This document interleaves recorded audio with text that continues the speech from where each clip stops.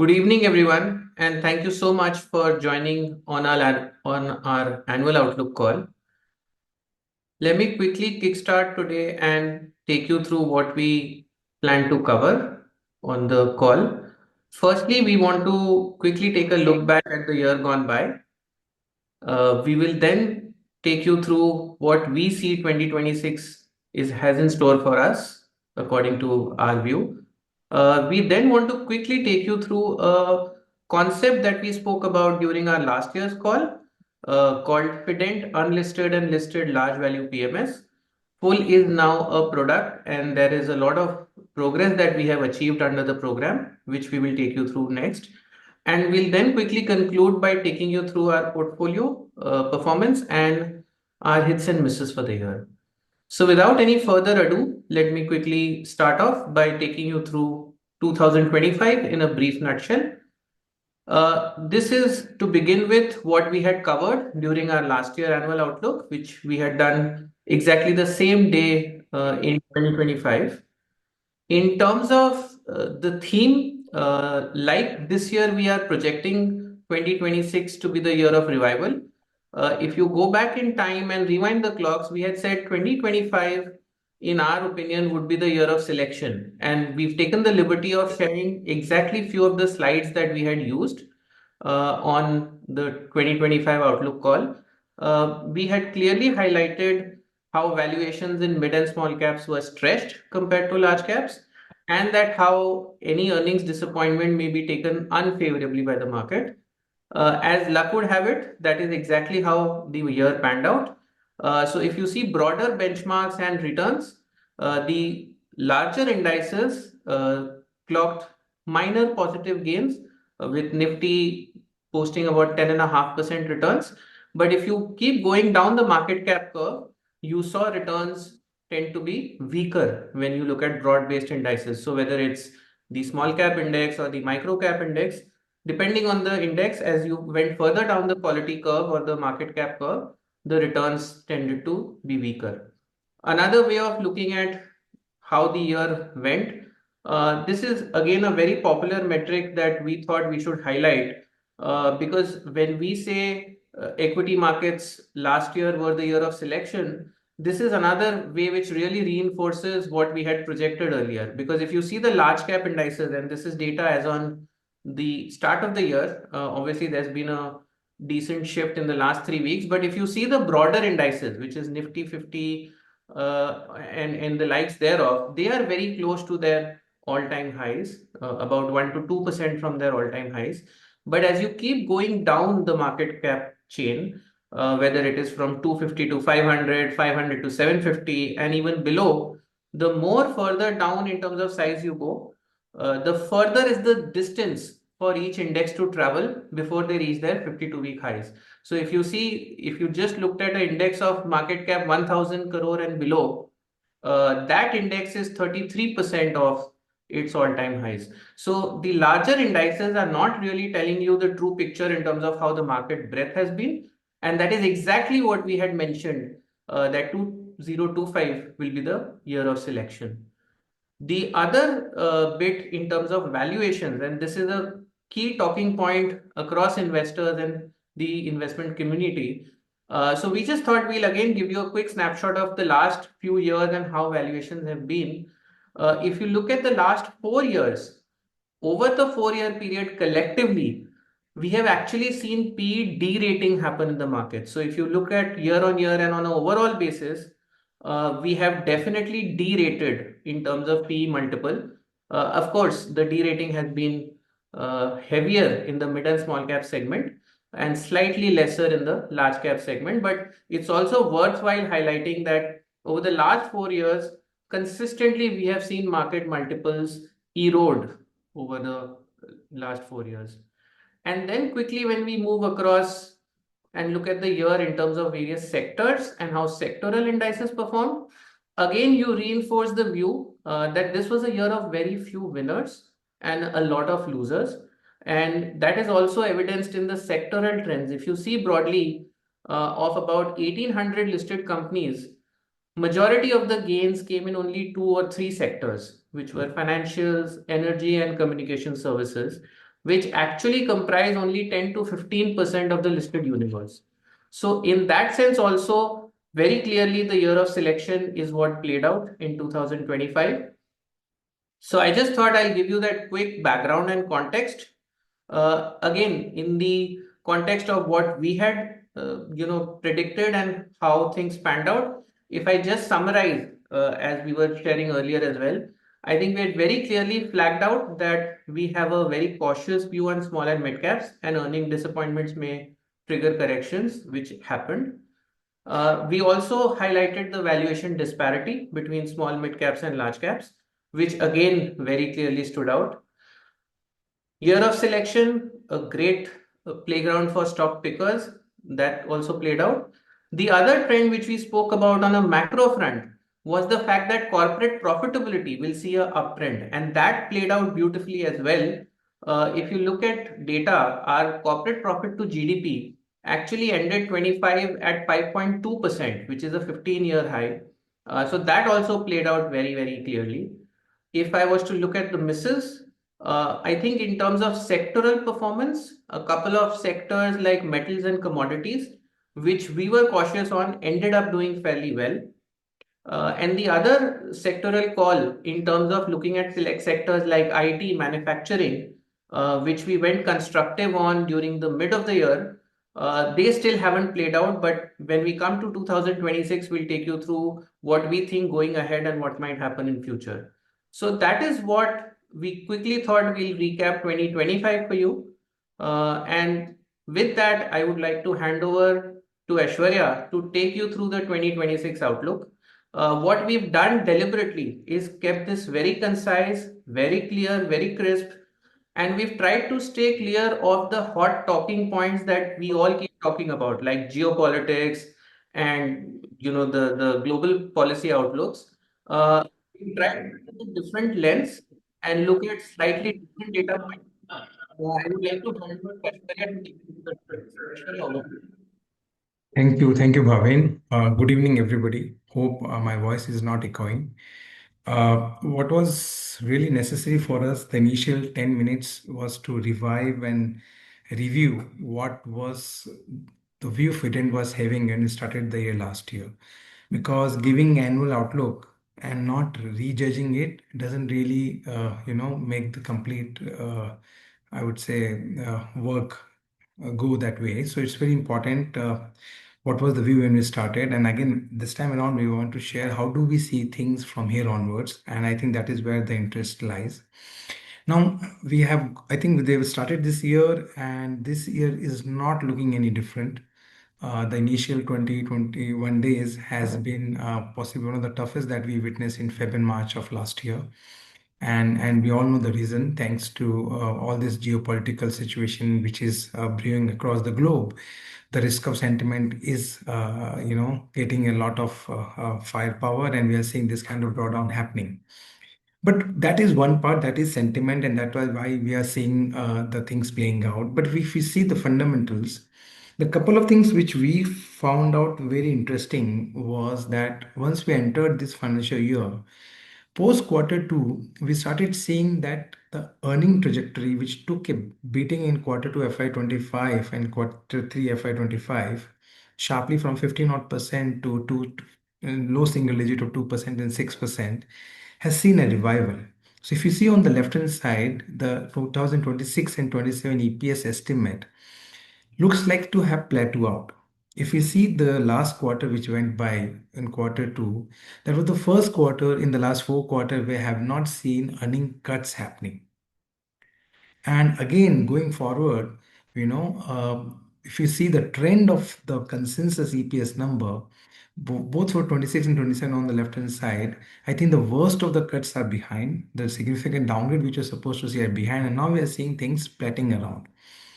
With all the initiative taken by government and RBI, we are of a view that from here onwards, the earning to growth trajectory will gain more pace. Now we have started this quarter, which is quarter three, and we have only spent 6 7 days. A couple of companies on in IT and banks have reported number, but numbers are more or less slightly in line or in beat. So we are not seeing any red flag or any worms coming out of it.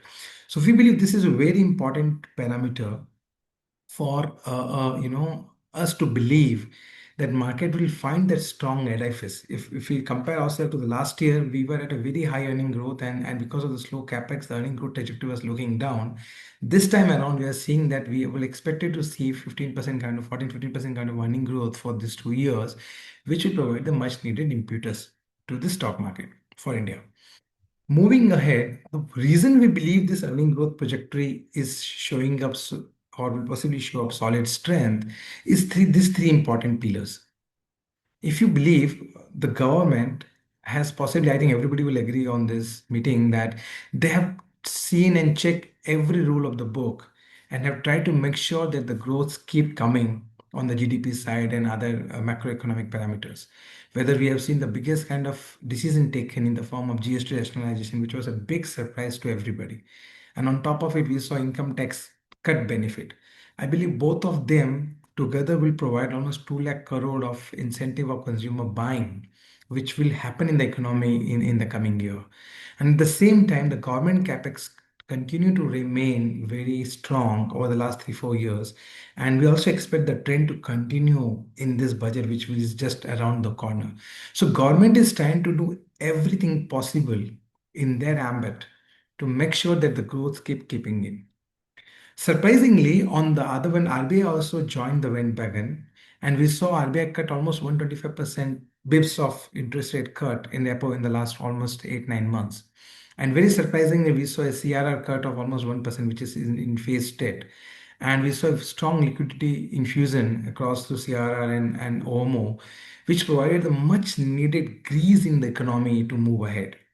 So the point we are trying to make here is that not only government but RBI both are working in sync to make sure that the growth kicks in and the earning growth trajectory go and see much better numbers in coming times. So if you like what Bhavin was mentioning about profitability remain high, I think, which is the highest in the recent time of almost 5.2% of GDP compared to almost 4% in 23. And we are all aware that we are standing on a very strong balance sheet.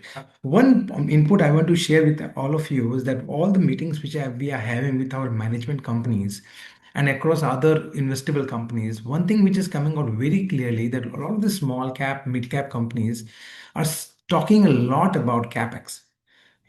Every company which we either are part of our portfolio or are possibly are on our investment universe have seen that growth coming through, and they're spending more on building up the capacity.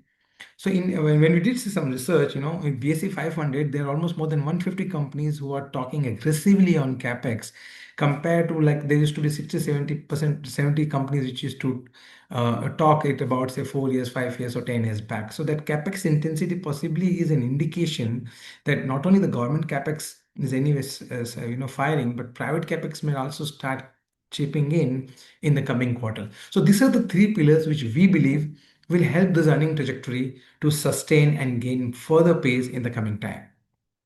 Now, if we quickly spend some time on the macro, there's one clear thing I want to highlight. We have been tracking macro for almost 2 decades, and I want to highlight one point to everybody that I have not seen these kind of macros, the best kind of macros in the last 15 20 years on all the parameters, right? Whether it is on fiscal side, whether it is on inflation, whether it is on forex, whether it is on I would say your balance sheet of the government, or whether it is on the way the government is managing the liquidity on all parameters, whether it is on rural growth, your so external balances and everything. That's why we believe that if you have seen the kind of outflow we have witnessed by FIs as well as FDI in 2025, FI single-handedly sold almost close to $19 billion, and a further $3 billion was sold in the initial part. In spite of that, our currency, though has depreciated, one of the worst performing Asian currencies, but has not fallen on face. And that is because to do with the improving macro fundamentals of India in the last 2, 3 years.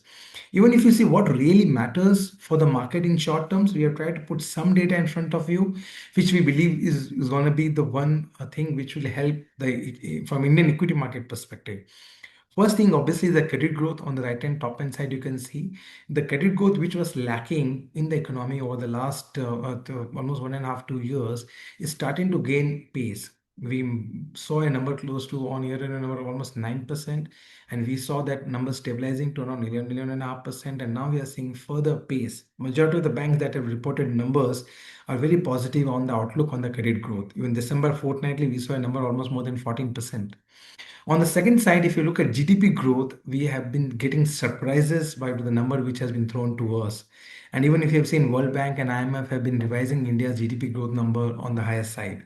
I believe this inherent initiatives which has been taken by government and RBI are reflecting on the GDP number, which we believe remain consistent or possibly remain more strong in the coming years also. So another thing which has been the talk of the town is that actually, okay, growth is fine, real GDP growth is fine, nominal GDP is missing. That has an impact on our numbers and profits and even on the government fiscal balances and things like that.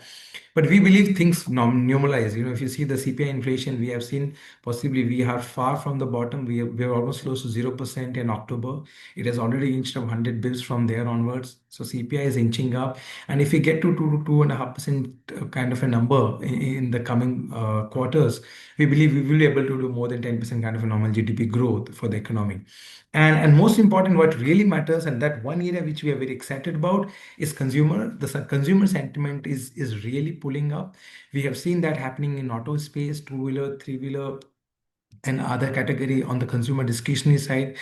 We have seen the kind of rural wage growth as well as the urban consumption side. So there is not much of fearful slowdown which has been there. So if you're trying to connect all the dots and to summarize it, what we are trying to make a point here that the macro situation is very, very conducive, and government and RBI are doing everything possible in their ammunition and armor to make sure the country keeps growing. And our interaction with majority of these companies have made us believe that they are putting a lot of capex because they believe the growth and demand side is situation is improving. And that's why we believe this earning growth trajectory, which we have seen a bumpy ride in the last 3, 4 quarters, is here for a rise, and that will provide the much needed impetus to the Indian equity market. Now, if we see moving ahead, we want to highlight whether the valuation comes in sync with what we are trying to say here. And the reason when we started last year, and actually when we started Fident also, we were very cognizant of the fact that valuation was not in favor.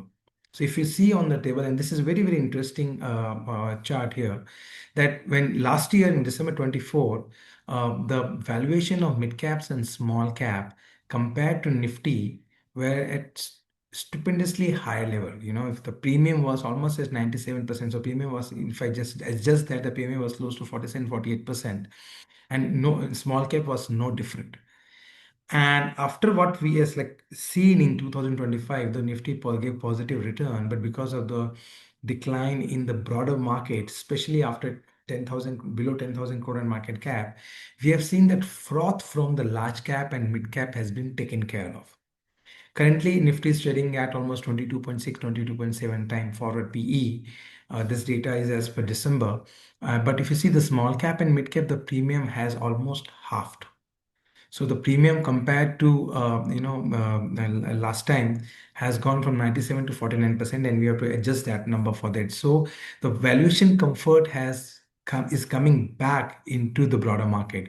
If you see the kind of long-term average, Nifty mid cap is trading at around 34 time PE compared to a 5-year average of 30 times. Similarly, small cap is at 32 time PE compared to the average of almost close to 29, 30 times. So the valuation, I would say, market is not that it is absurdly cheap, but I believe the market has become reasonable. And that makes it a case that if you're trying to see the earning growth trajectory of this category, when the earning growth is picking up, these valuations are justifiable. So lot many companies in the small and mid cap space, which were trading at 30, 35, 40 times P when we used to look at them in for our portfolio companies, many of them are available now at between 18, 15, 20 time PE for a 20% plus kind of a growth. That's why we believe that market is now rewarding if you're able to identify these businesses with a higher growth. So if you see what we believe that the mid and small cap will able to do almost 20% kind of a growth over the next 2 years. And the Nifty will be closer to 11-12% growth for the next 2 years. So if I see from PEG perspective, Nifty looks fairly valued given the growth, but on the mid and small cap, the growth variable in conjunction with valuations looks attractive. So that's why this is one of the reason now we are hunting around, identifying and finding companies in the mid and small cap space.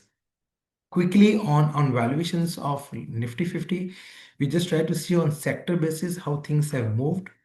And if you can see on the left hand side, these are the current valuation on the sector, and this is specifically for Nifty 50, where this all those 50 companies which are there, and we compare it to the last year valuations and do also compare it with the 15-year average valuation. So there are certain areas which we think I want to highlight here. If you look at IT has come down to almost 15-year average valuations. It is trading at 20.7 times. Last year it was almost at 30 times. And same has happened with industrial, which was at 37 times PE, has come down to almost 30, 31 time PE, though it is still 25% expensive than the 15-year average. Consumer staples has been one area which has also declined 20% on valuation year on year and hasn't come in line with the long-term valuation there. Financials is one which has done really well this calendar year, this relatively, and we see that their valuation has actually inched up 7-8% compared to last year, and it's almost 10% premium to long-term average. So this parameter yardstick we always follow to make sure to do that, top-down allocations to sectors which we believe have a higher alpha generating abilities. So here we, wanted to see that this, in short, if I have to summarize what we have been trying to pull here is, if you move on to the next slide, that earning expectations have definitely bottomed out, and we are in that camp who believes that the initiative taken by the government, RBI, and the corporates will start reflecting in numbers in the coming quarters. We are also in that camp who believe that even this quarter will overall see possibly a small earning upgrade into the Nifty, the chart which we showed to you. As again, we have a very favorable macro environment uh, to make sure that this earning growth on the domestic side keep coming. And as I said, SMITs are available near historical averages. We are nowhere near market like COVID or market like GFCs, which will basically trail down the valuations. But we are now very fairly valued, and the justification of investing into small and mid caps is very, very comfortable now. Obviously, there are certain risks which we will obviously take care of, whether how the geopolitical situation will pan out. But we believe there's the last time the issues were more local than global. This time the issues are more global than local, and that's why the risk of sentiment is hitting India, especially in the form of currency depreciation. And that's why the exodus of FIs possibly may continue for some short term, but I think we see a brighter future from here onwards. Now, quickly, since we have covered, the market and how do we see things, we want to go more granular and try to see which of the sectors which we believe looks very promising to us for this calendar year. So our high conviction sectors, obviously, one is small bank. We came out with a report on SMID banks. We believe that is one area which is very, very interesting. The only area where we have seen FDI is in SMID. You name a small or mid-sized bank and you will see there's an investment happen, whether it is Federal, IDFC First, Manappuram, RBL, any one of them. But one thing what we have identified that in the small banks, the growth has been higher over the last 2-3 years. But if you look at the key parameters, whether it is ROE, asset quality, provisions, cost to asset ratios, names, we believe there's a remarkable improvement in various of the small and mid-sized bank, right? But at the same time, the valuation gap has not actually collapsed. So we believe there is an opportunity in the small banks. We are very positive on BFSS space, but in that BFSS space, we are very positive on small banks and mid-sized bank because we believe there's a valuation gap and that can really make them do better in calendar 2026. After small banks, we like one space which is auto, thanks to all the consumption-led thing. I think Crystal came out with a report very recently. They said believe that PV and two-wheeler growth could be in high single digit for at least 2 years, and that will is the much needed post-COVID, right, for that growth to come through. So not only that consumption-led benefit, but also the GST rate cut in auto are basically drive much higher growth in that segment. We believe we will be able to do double-digit growth in two-wheelers and PV.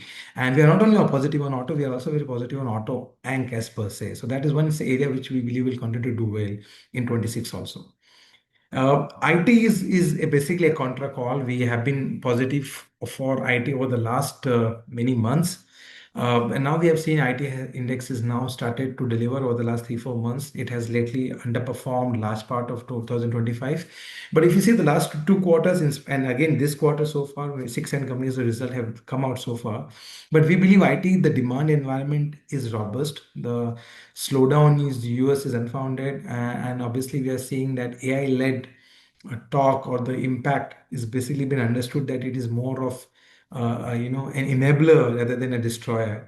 And as I said, the valuations are very comfortable. The deal pipelines are strong, and in this quarter we have seen there are many upgrades on growth which has happened from Infi, SCL Tech. We have seen margin expansion happening. So IT is something which we believe should do well in this calendar year. And last but not the least, pharmaceuticals more in patches.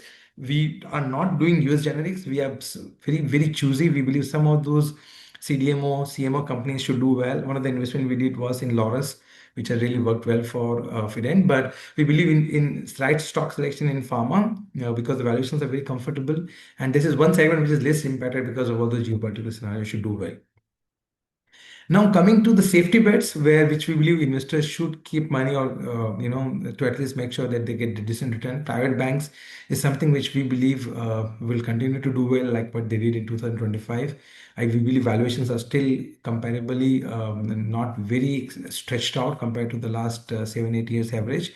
Credit growth outlook, as we said, is improving, and all the fear of names possibly will start reflecting in better numbers from next quarter onwards. So private banks is one with a safety bet.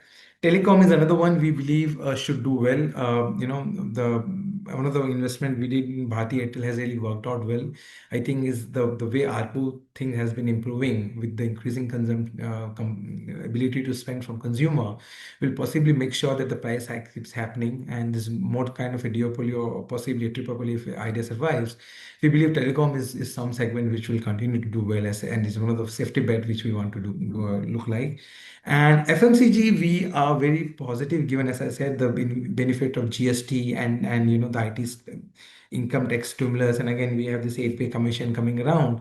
All of this will make sure that this the consumption growth will kick through. We believe that good monsoon and good rural wage will also make sure that rural growth remain much better. So we are more preferring the rural theme, and in urban more towards urban discretionary rather than staples. So I think FMCG will also be in a safety bet. Now looking at sectors which we believe, but like if you go more granular, we want to discuss some of the themes which we believe looks very attractive here. We have been very positive on pre-engineering building material. That is one business which is garnering a lot of growth in the last 2 3 years. There are a lot of companies which has come with their IPOs recently. This is where we believe that industry growth upward of 20% is quite visible. This is more like a sunrise sector to us. And they are very concentrated market. There are 5 6 players, and the 3 large players who are all listed control large part of the market. So it's very regulated in that sense. And we believe that this is one area which will get a lot of benefit because of the government capex and the new age and all those benefits. So pre-engineering building material is one business which we believe should do well. We have investment like Intac in our portfolio for that. Cables and wires is another area where we are not very positive in building material, but in the industrial side, we are positive on cables and wire. We believe here the growth can remain pretty resilient, around one and a half, more than 1.5 times of GDP. And we are seeing a lot of this project capex, which especially on the cabling side, will make sure this company will grow. We saw Polycab number recently, and we all know what kind of growth that they have witnessed, and we expect a similar trend for majority of these cables and wires companies in the coming time. So this one particular area, and we have a couple of investment in that segment in our schemes, and we're very positive about that. And again, defense is, we believe we were positive on defense even last year, and we believe this trend of investment into defense will continue. Even in this budget, we will see the allocation to defense will be higher. And with the way things are happening on the geopolitical side, I believe that sentiment on the defense stocks will continue to do well. I believe there is valuation correction has happened in defense compared to what it was 1.5 years back. So the time correction has played out to some extent, and we believe this, that because of the higher outlay in budget, and because of the geopolitical scenario, defense is one theme which investors should have in their portfolio. We also have got a couple of names in fiber in defense at scale. Another, some few other themes which we believe we really like them. Flexi leasing is one space. I think the new trend in the economy is GCC, and we believe flexi leasing is one of better way to play GCC there. The industry is growing at like more than 20%. There's like now three, four players which are listed. Beautiful business with negative working capital, very capital light, and very strong growth. And valuations is also now very, very attractive. So we believe flexi leasing is a theme which will do meaningfully well in this calendar 26. EMS has a patchy, events. We have seen certain companies where the demand visibility has taken a backseat. We have seen some down incidents with some leading players. But we believe, that EMS per se is one business which have a long tailwind of growth of more than at least for the next 3 to 4 years. The penetration is very low, and full credit to these companies that the way they have ramped up businesses in the last 4 or 5 years. So there's an hiatus that we have seen in the performances of this EMS company over the last 6, 7, 8 months. But we believe the trend of growth, higher growth, will play out in the coming quarters. And we believe EMS is providing a lot of opportunity and valuation side. And as you said, auto is one segment we are very positive on, and we are now crossing through because OEMs valuations are bit expensive, but we are seeing because of the meltdown in the mid and small cap sales, a lot of these auto ancillary companies are now trading between 15 to 20 times for 20-25% growth, which are key suppliers to this OEM, where we are seeing higher growth of 8 to 12%. And that's why we believe, that this could be a area which will be clear on the volume growth, premiumization, and obviously the efficiency improvement. So Auto Inc. is definitely one area, and we have been increasing exposure in our funds in that particular space. Now, I think we have spoke only about things which we think should we like, but I want to also highlight an area which we don't like, because life has to be balanced. We believe, some areas we will continue to stay away. Even last year, we were negative on real estate. And I believe, we also believe this year, the real estate will be a tough year for the listed equity market players, because we have seen very strong growth, and growth is possibly now plateauing through, and absorption is not happening as expected. So the level of inventory into the system in the top 8, 10 cities is inching up. And obviously, we believe the pricing from COVID till now has been, possibly now to do this kind of volumes at this pricing across large cities, we believe is going to be difficult. So the pricing is also under pressure, more or less. So we believe, this is in spite of lower interest rate. Obviously, real estate are in favor when the interest rates situation or regime looks like the current one. but we will stay away from real estate for some time now. Like renewables, we believe there obviously is in our capacity and the deployment is not expected. There's always like, a kind of herd mentality playing around with a lot of this key sectors, and renewables was one of them. And we have tried to stay away from that. And we believe again, renewables, the our capacity situation will take a couple of years to normalize. Obviously, valuation have become very, very attractive, but we believe there will be more time correction in renewables. So we will stay away from renewables. And in select, as we were positive on consumer discretionary, but there are certain areas which we will not touch. One obviously is QSR.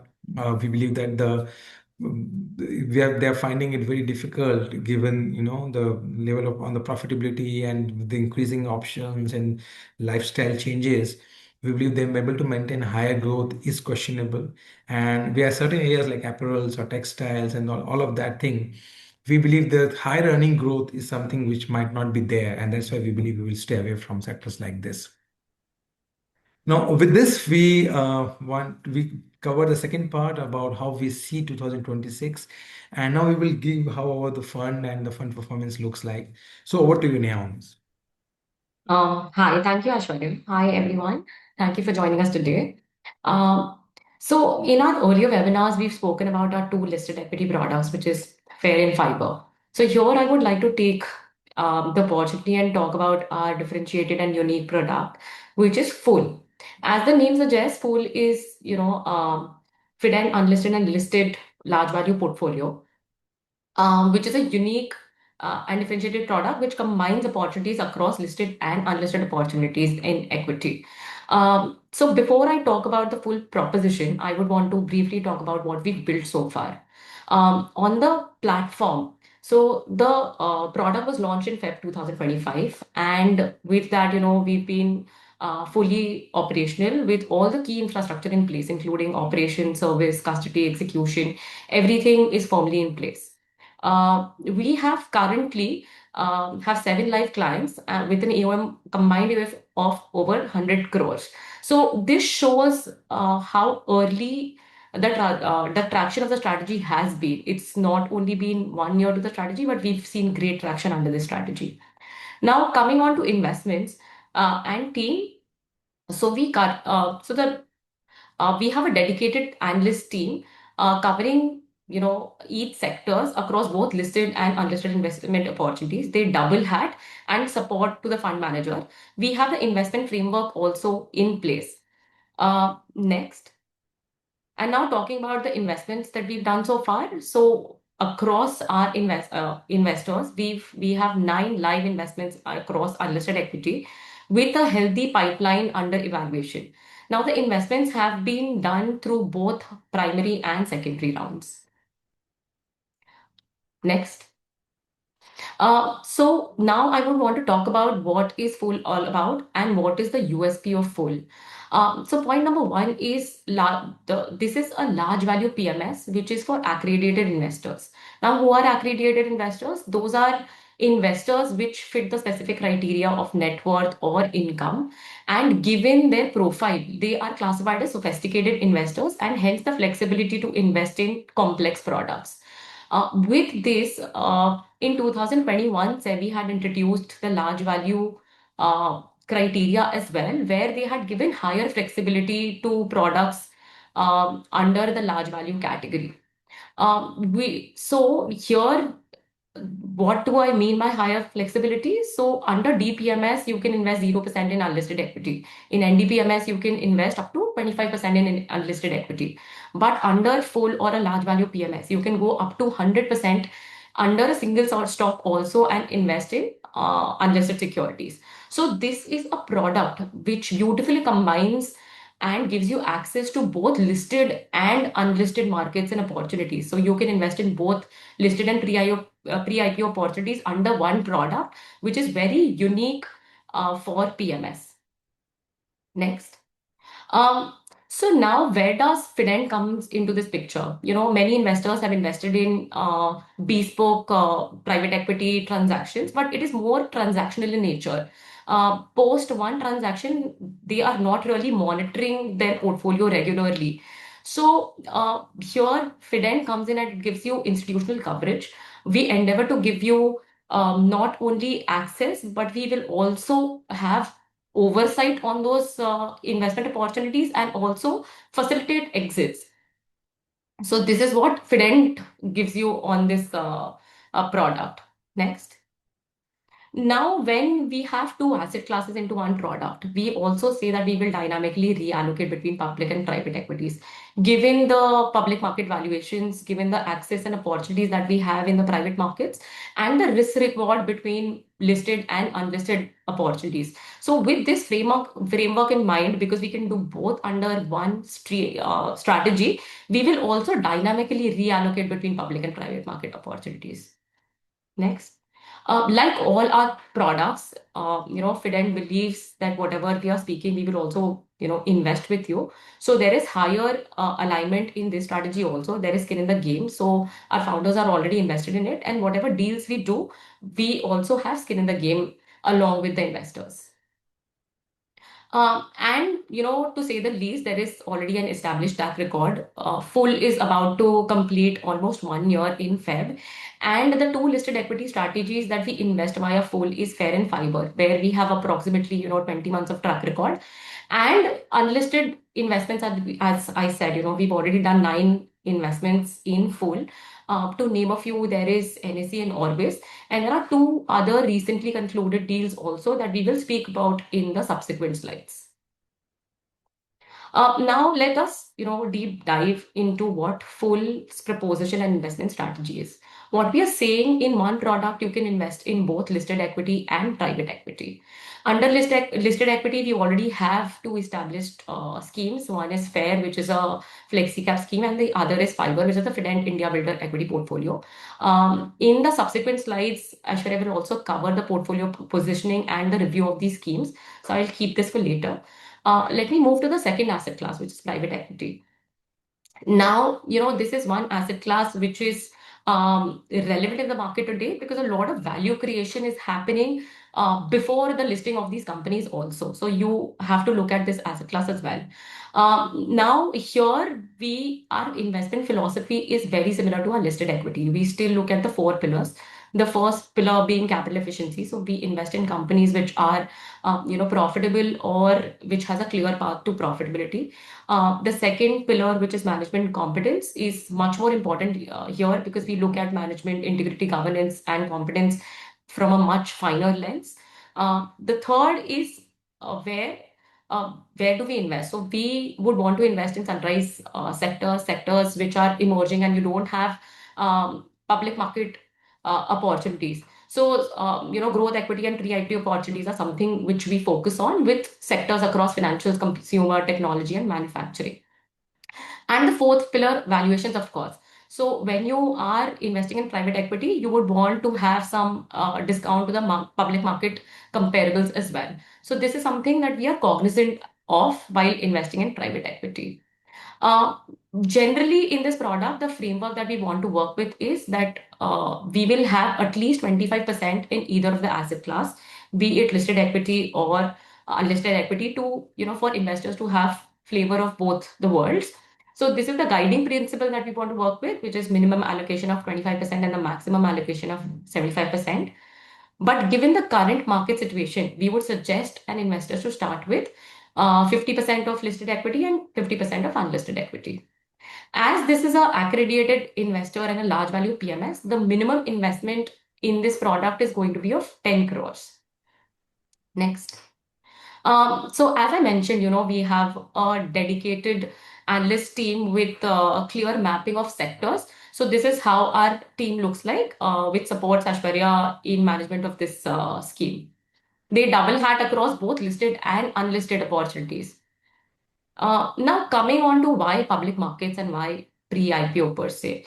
So this, you can't look away from pre-IPO as an opportunity because this is it in the recent years, it's been a massive share of capital mobilization and market cap allocation. So if you see on the left hand side, the chart basically says from 2021 to 25. If you see the current market cap of those IPOs which came out in those particular years, today they are 13.4% of the current market capitalization. So it's a huge space And we've seen a lot of listings happening in the last few years. With that, if you see on the right hand side, while this is a significant investment opportunity, but the divergence in returns is also huge.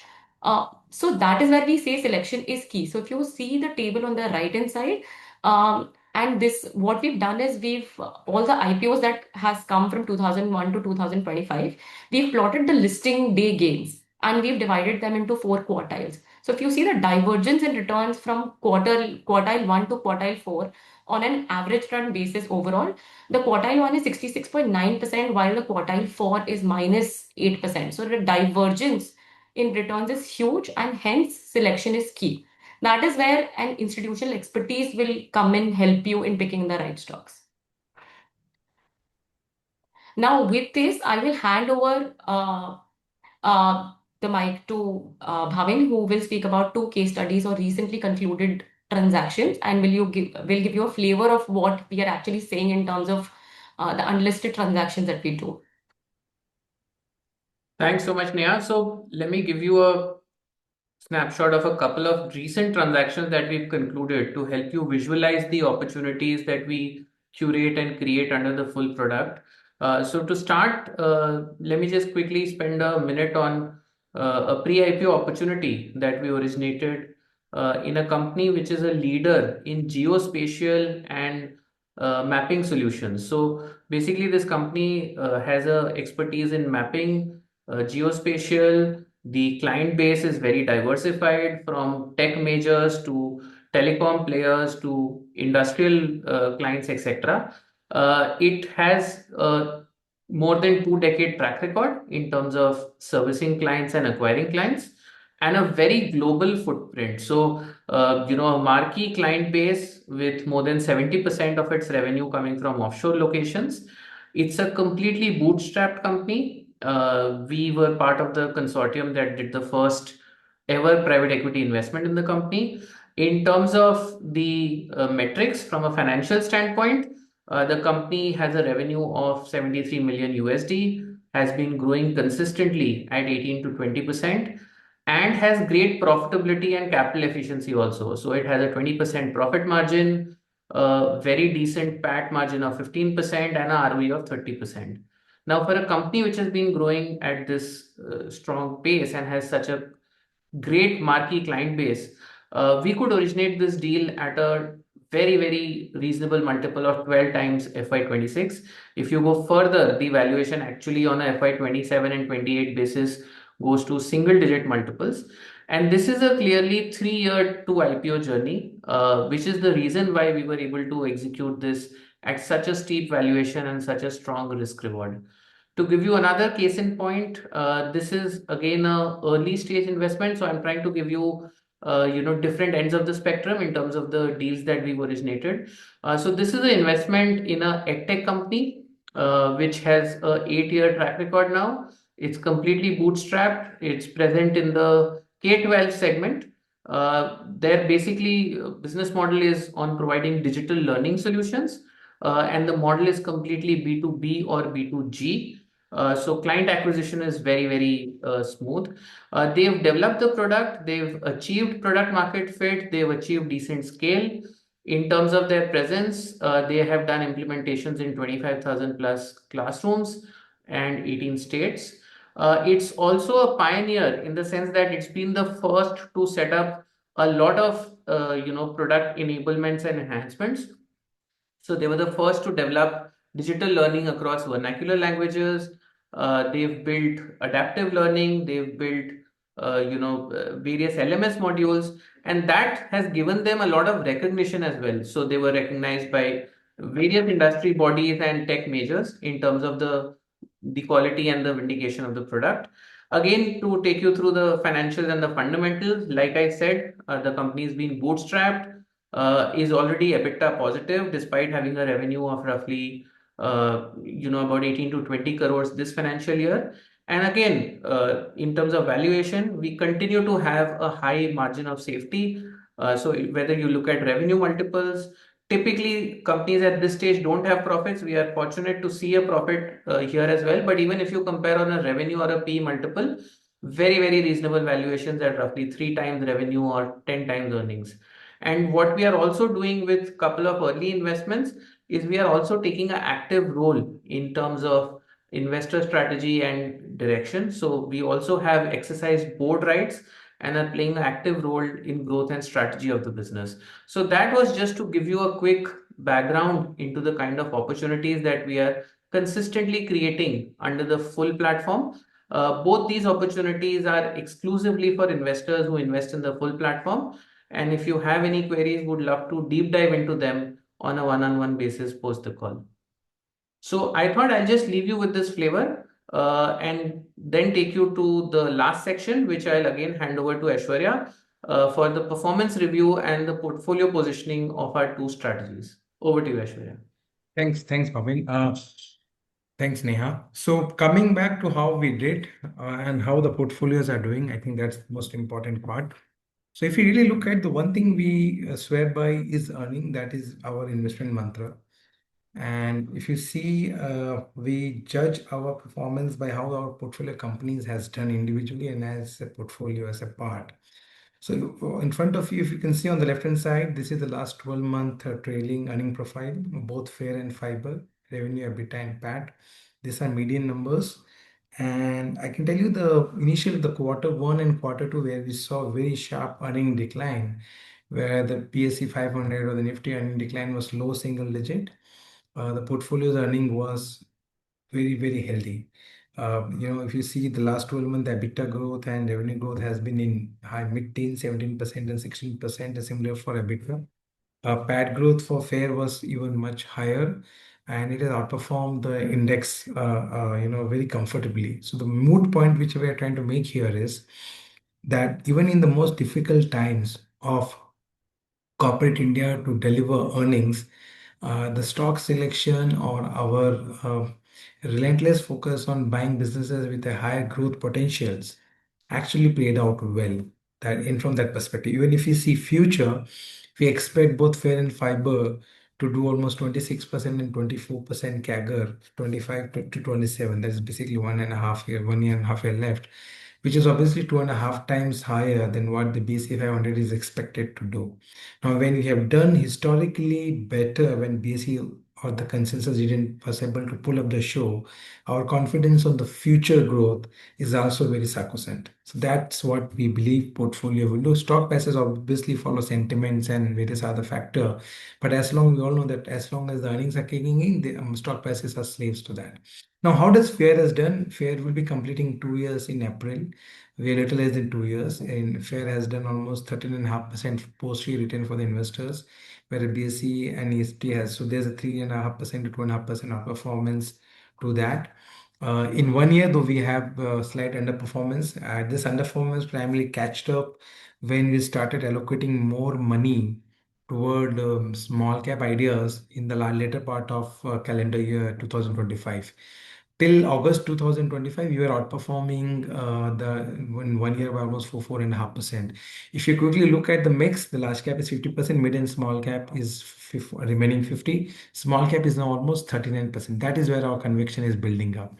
Now, in spite of 39% small cap, if you look at the portfolio quants, the PAT growth is almost 2 times historically as well as future. Future growth is almost 23.9, where the ROE of the portfolio is 19% with very low debt equity. So it's a very high quality portfolio. And let us see how does each of those attribution came through and what worked for FAIR. So top performers, we were positive on Shriram Finance in BFSI space. Equitas was one of the small cap name which created a lot of alpha for our investors. BSE was also one of them. As like we said, that year was a year of selection. So, capital market thesis, BSE was one of the best performing. In chemicals, Equitas and Laurus were some of the best performing. So we chased growth at relative valuation and things planned out. TVS was another one on Auto Inc., which gave a lot of alpha to us. What didn't work, obviously, some high quality names like Bacter and small names which we added in the last 6 7 months called Interior or Office. Very strong franchises, great management, very high growth, but market is in no mood to even see their strong earning growth. We believe market will start discounting that, but those were the ones which actually took away some of the returns, especially in the last part of calendar year 2025. So basically, to summarize, last of selection, we see the value and contra approach. Both HDFC Bank, ICICI Bank, Bharti Airtel worked for us. Overweight on financials, NBFC in capital market, auto and telecom worked. Right, selecting the right stock in small cap space like Acuitas I mentioned, or whether it was mid cap BSE will work for us. Tactically, we played around master scooters. Was we added a lot of alpha through that when CB came out with the discounting thing. What didn't work for Fair? We didn't have any exposure to metals and energy. It was very difficult for us to take a call on metals, hypothetically believing how Mr. Trump will behave. It was not an easy call. So we stayed away from metals. We were positive on IT in large part of the year. So the initial part didn't work well for us. Now it is showing some catching up. And as I said, we were outperforming even in last 1 year by 5%, close to 5%, but we increased our allocation to small cap in second half, which took away some of the returns from Fair in the latter part.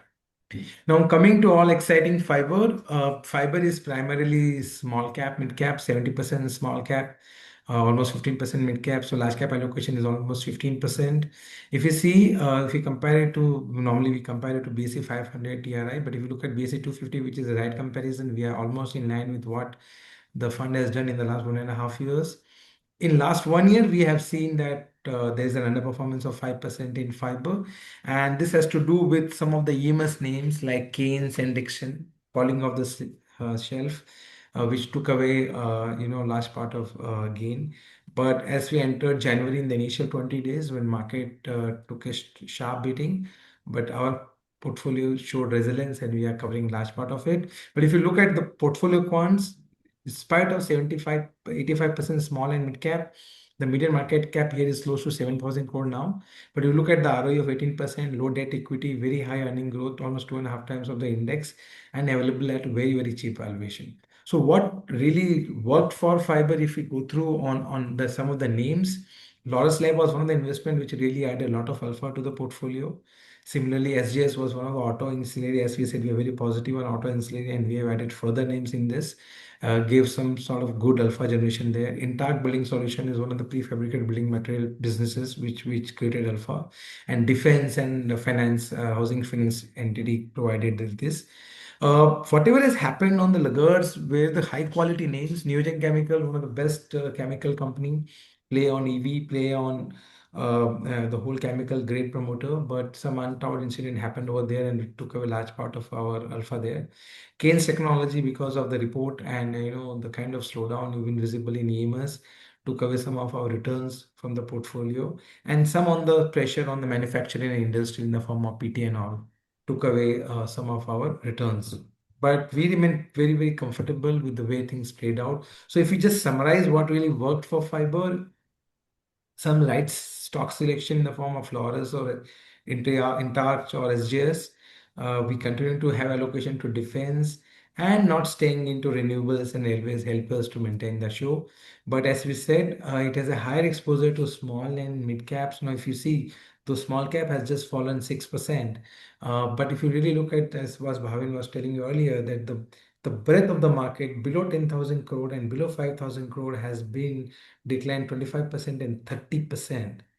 And that is where we are playing here in fiber. So if we compare from that perspective, fiber has literally done well, but that has led to the kind of drawdown if we compare it to BSE 500 or to say BSE small cap index. As I said, the exposure to EMS and some of those chemical company in the form of Neogen has actually hit us hard. And that took away some of the return. But as far we are very positive on the growth side, and we believe now possibly the earning trajectory puts up, the recovery will be very swift. And why do we say so? Even if you remember in calendar 25, in the initial 2-3 months, March, February, March, there was a similar performance of fiber when market took a strong beating. Fiber investments, in spite of good earning growth, the sentiment prevailed, and because of exposure to small and mid cap, we saw the hit. But by June, July, we saw a very swift recovery, and it covered more than what it lost. So we believe in this calendar 2026, we will see fiber doing much better on account of a earning trajectory outlook. So I think we'll stop here. It's already 5. I don't know why we have a time, but we can see if we can open the floor for Q&A. Sure, Aishwarya. Thanks so much, everyone, for patiently listening in. And apologies for overshooting the time a bit. But if you have any questions, please use the chat window and post them. We'll try and address them over the next 10-15 minutes. And while we wait for the queries to come in, I'll try and take the ones that have already come in.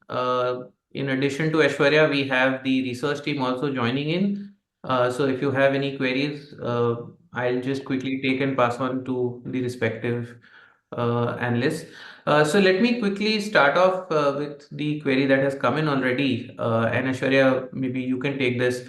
In terms of private capex and the point that for a long while, we've been waiting for private capex to pick up. What leads us to believe that this will finally, come to fore this year? And in terms of any granular details, if we have how much capex is committed and how much is provisioned for, so we can form a more concrete view on whether this will play out this year. So yes, I think this is a great question, and I think this private capex is a conundrum which every market participant is trying to understand, and even government want to try to solve it. But if you really look at private capex figure, we believe that the private capex is not rolling on numbers, right? Unlike what we have seen in the government capex in the last, I would say 3 to 4 years, the growth of government capex CAGR is upward of 20%, private is low single digit. But we really, if we go deeper into that, what we realize is that the key variables which move private capex are specific sectors, specifically oil and gas, telecom, and power. And all of this sector, apart from telecom, are not seeing that kind of a commitment over there.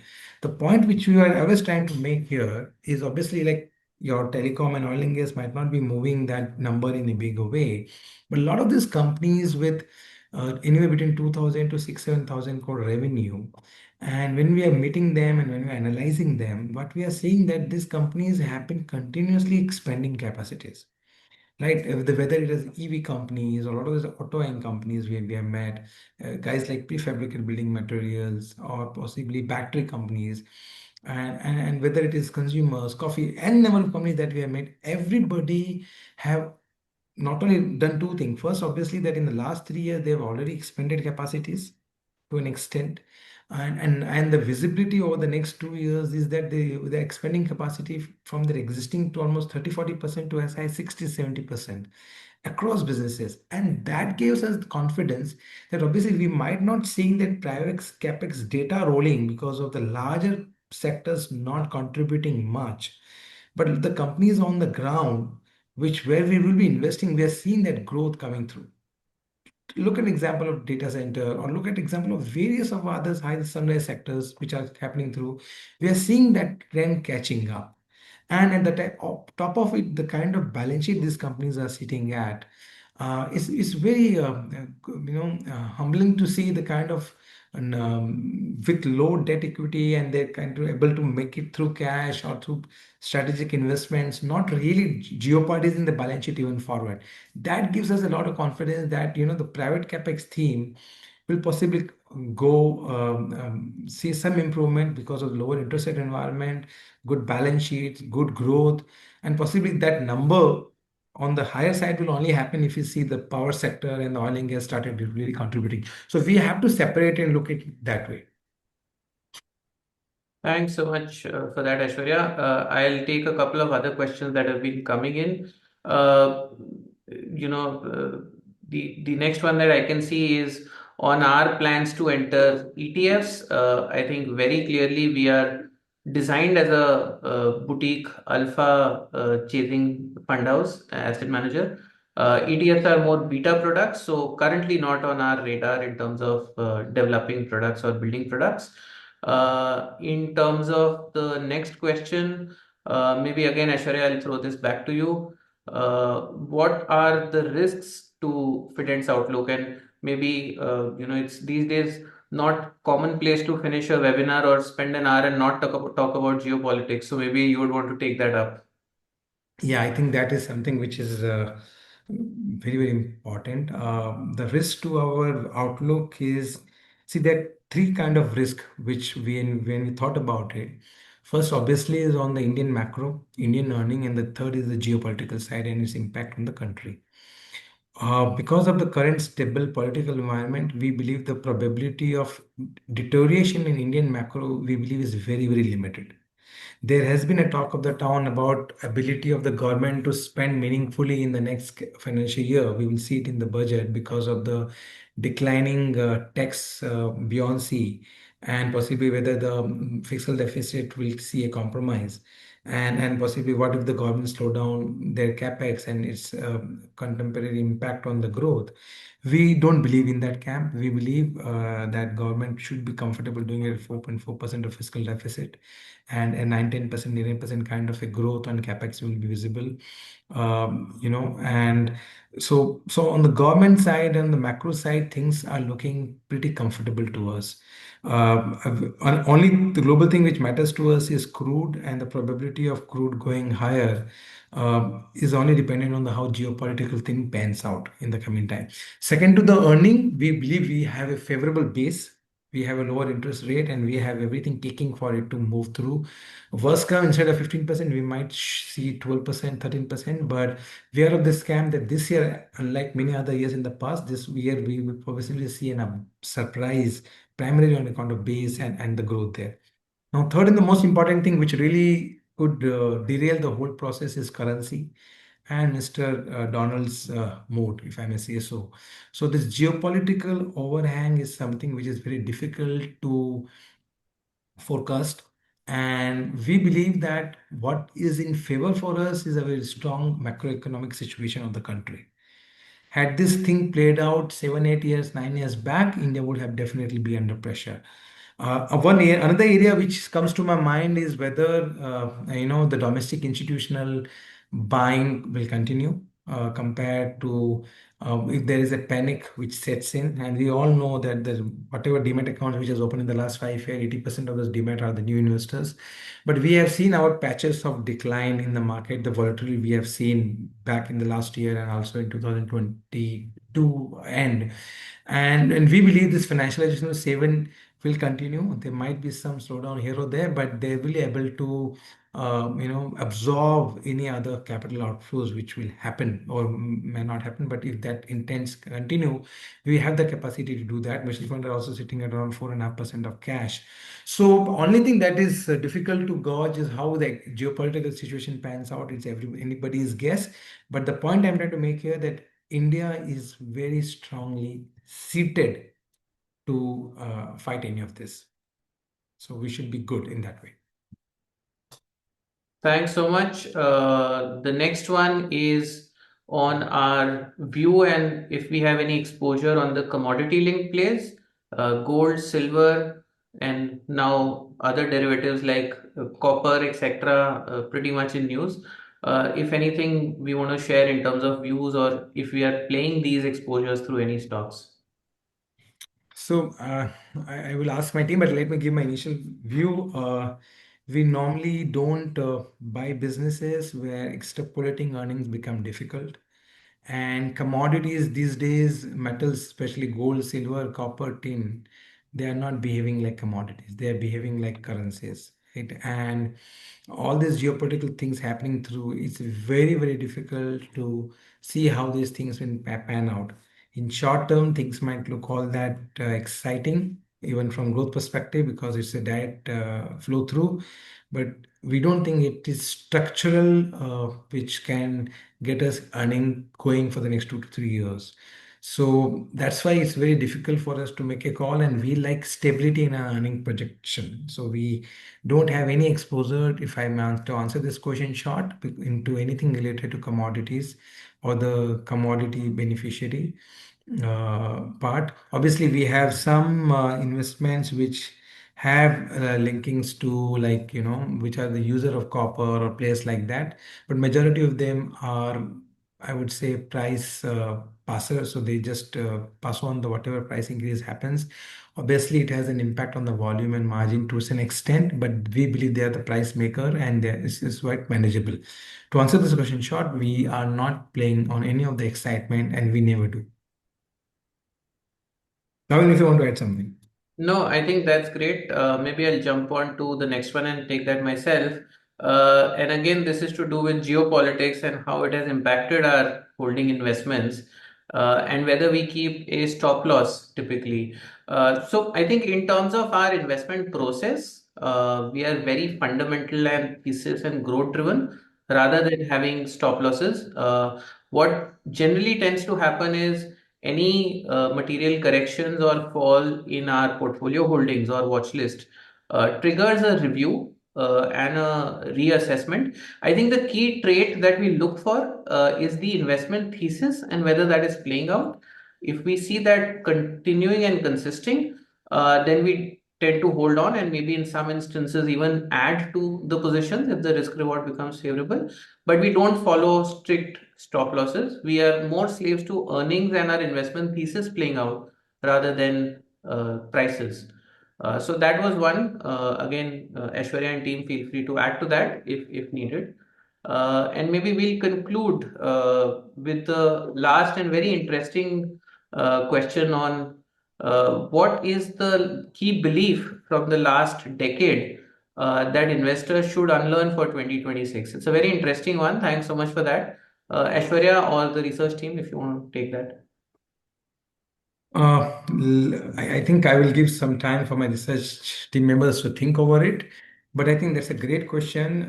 One of the biggest learning that I had over many years of managing money and which I relentlessly follow in my investment thesis is how much I'm paying for the growth which I'm buying. So, for us, I believe the biggest or the most important criteria for anyone to create alpha is to have how much you are comfortable owning a business at a right price. Now, right price is subjective, but how much you have kept cushion in your favor, I believe that is very, very crucial.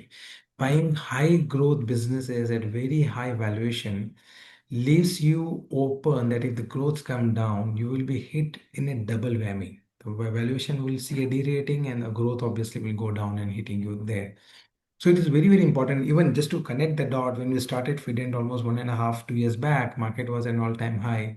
And that learning of ours to make sure that we don't buy businesses which is not giving us space to breathe on valuation helped us, to make sure that we keep creating alpha and do lesser mistakes. And second most important thing is I've learned it hard way or easy way, but I've always stayed away from the fad. There will be in market situations, there will be always some themes where there would be a herd mentality which will be trying to chase return. And like if I say last year, 2024, everybody wanted to invest in small caps, right? And now this year, and then you saw what happened to the small cap. And I remember a lot of people talking about micro cap and SME. And then we saw what happened. There was a bloodbath there. This year, now nobody wants to talk on small cap or micro cap. This is actually the time to get invested. Now people are holding into silver and gold. I'm not saying what will happen, but the character of the nature of the investor is very, very clear that they are chasing that excitement or the fad. And if you want to become an astute investor, you have to learn it to stay away from majority of this.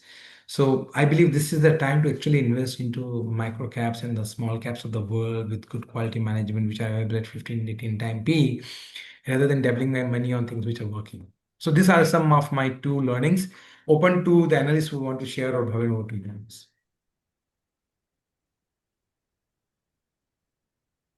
Thanks, Aishwarya. Anything else from the research team? Perfect. I think we've come to the end of the Q&A session as well. Thanks so much, everyone, for your patience and the time on the call. We'll conclude the call here.